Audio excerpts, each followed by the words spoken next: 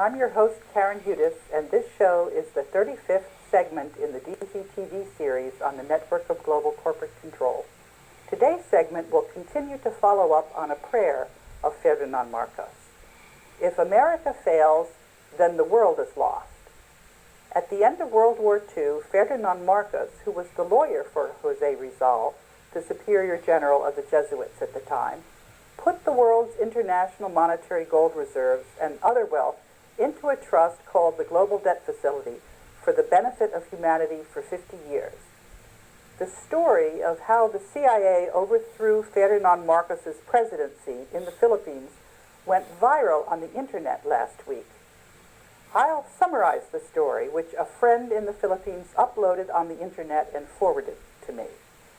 A prominent journalist in the Philippines, Eric A. San Juan, originally published this story in 1998.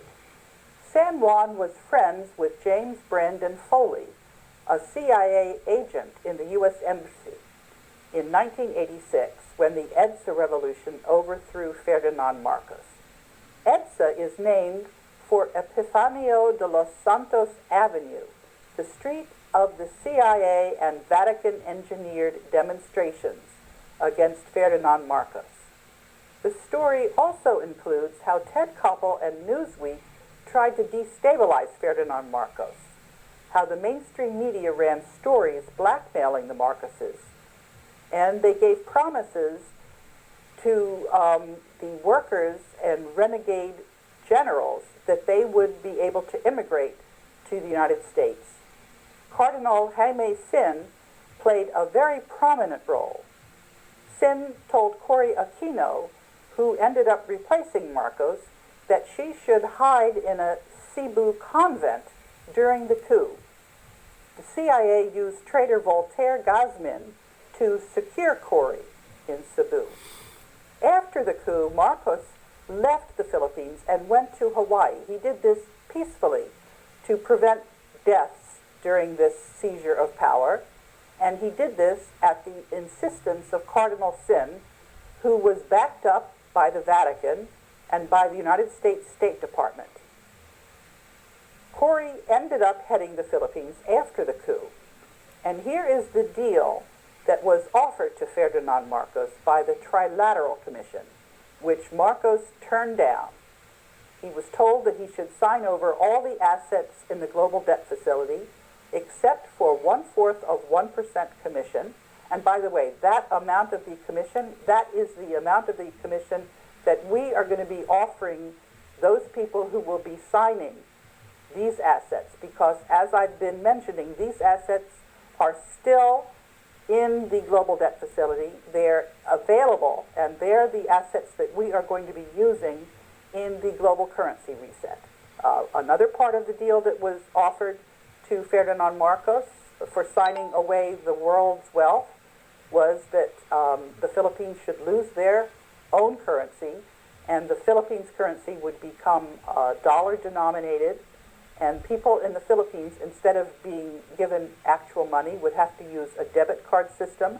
By the way, that's what's now in place in Norway.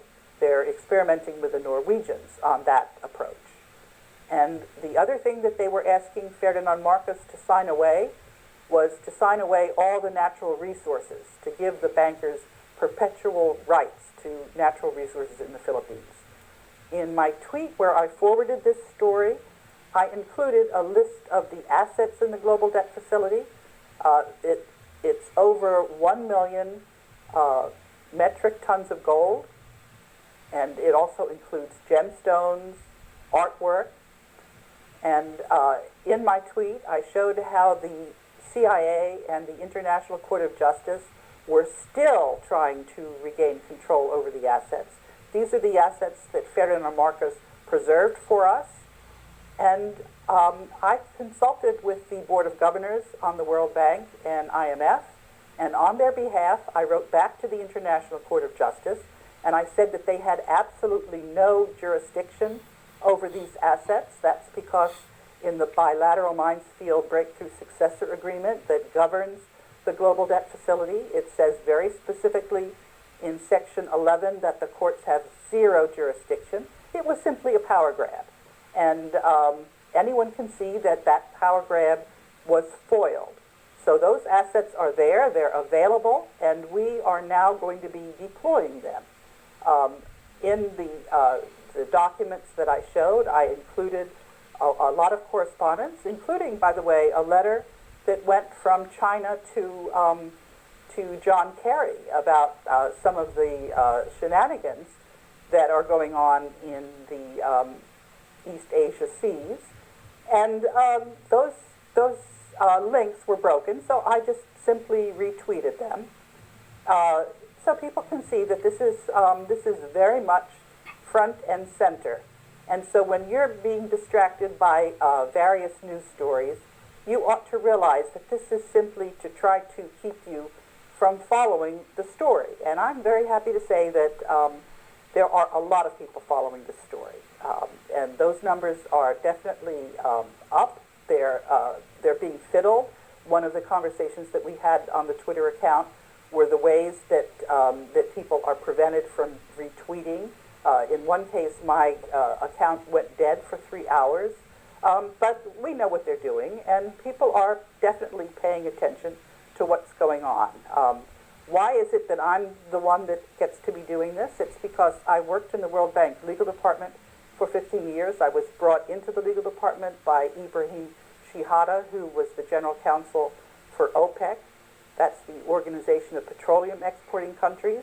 The reason I believe, or one of the reasons that Ibrahim Shihada brought me on board, is because I had been very interested